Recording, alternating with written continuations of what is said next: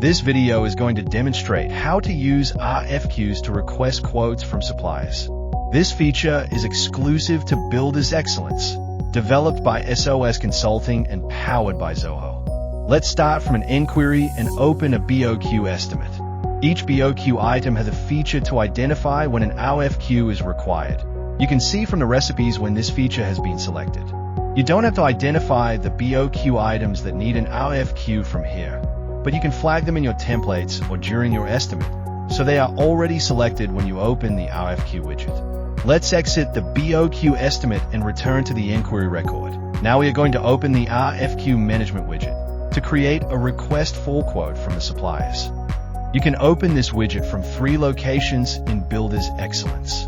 The inquiry record.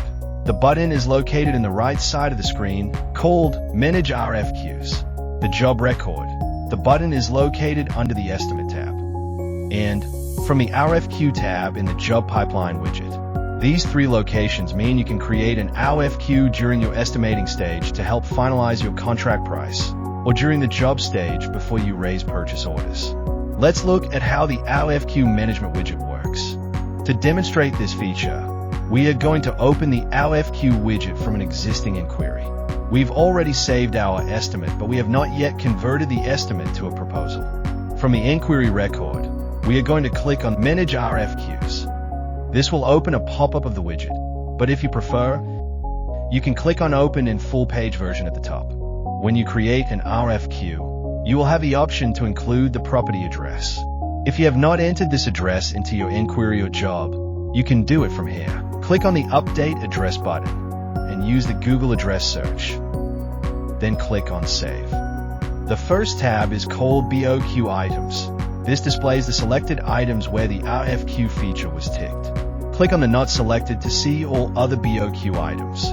If you want to add these items to an RFQ, tick the items and click on Add to Selected and confirm. From the Selected tab, tick the items you want to include on the RFQ, then click on the Create RFQ button. There are 4 steps to create the RFQ. In the first step, give your RFQ a title and description. In the description field, you can use a template by clicking on the folder icon and choose your template. You can also create your own description and use the icon to save this as a template for future use. To learn more about RFQ templates, watch the video called Setting Up RFQ Templates. This video will cover all templates used in the RFQ process. If you don't have templates, you can use an AI assistant to write the description. You will need an AI connected to use this tool. Reach out to SOS Consulting for more information. The portal folder provides a pick list of folders linked to your sales inquiry or job. It's important to note how these folders were created. In Builders Excellence, I'm using an automation that creates Workdrive folders as part of the blueprint. Watch the video on how to automate Workdrive folders for more information. Once the parent folders are created, you can also generate a new folder for this RFQ. Click on Generate Folder. Then from the pick list, select your parent folder and confirm the folder name and save. The folder will now appear in your folder options. When you select one of your Workdrive folders, you can click on the options below to open the folder in Workdrive, allowing you to upload folders during this process or view the restricted share link provided to the client. If you're not using Workdrive, then choose the Add Link option. Now enter the share link from your document management system. Please note, this folder is for sharing documents to multiple suppliers.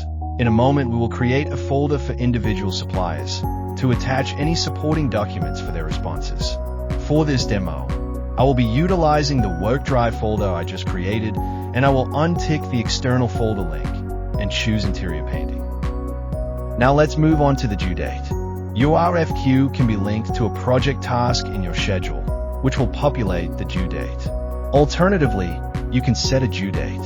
You may choose to set a date if your schedule is not yet synced to Zoho projects. Under the RFQ title, you can see the location of the job.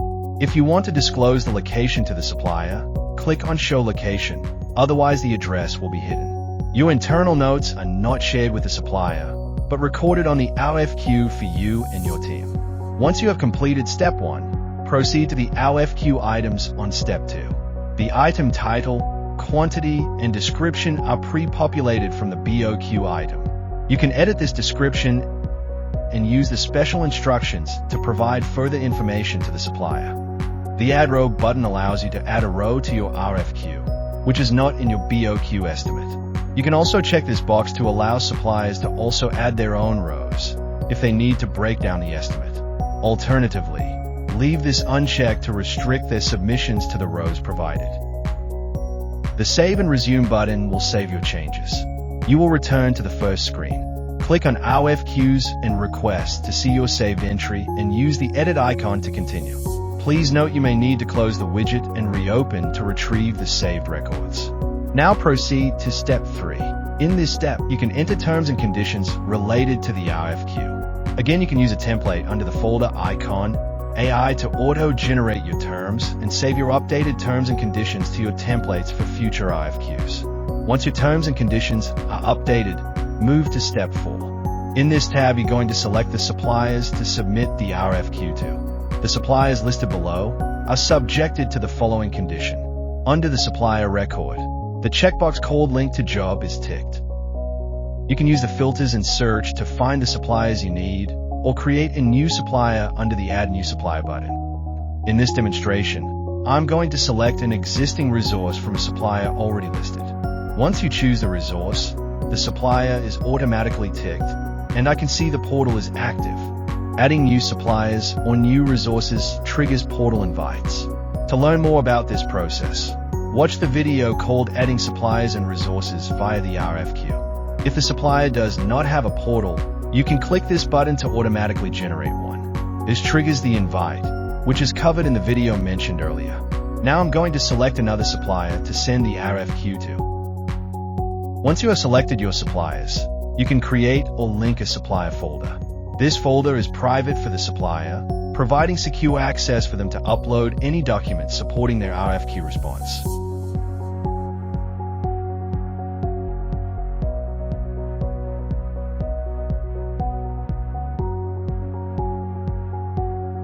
You have completed this process. It's time to create the RFQ request by clicking on the green button to confirm. The job records will automatically be triggered and sent to the relevant parties. You will be directed back to the original tabs. Under the RFQs and Request tab, use the Refresh button when the RFQ request record hasn't reflected. Expand the RFQ to view more information. The numbers in orange display how many RFQ items are related. You can see all RFQs connected to this sales inquiry or job. Under Job Pipeline, go to the RFQ tab to see all RFQ requests for all jobs. Next, watch the video on managing RFQ responses to see how suppliers receive and respond to the RFQ requests.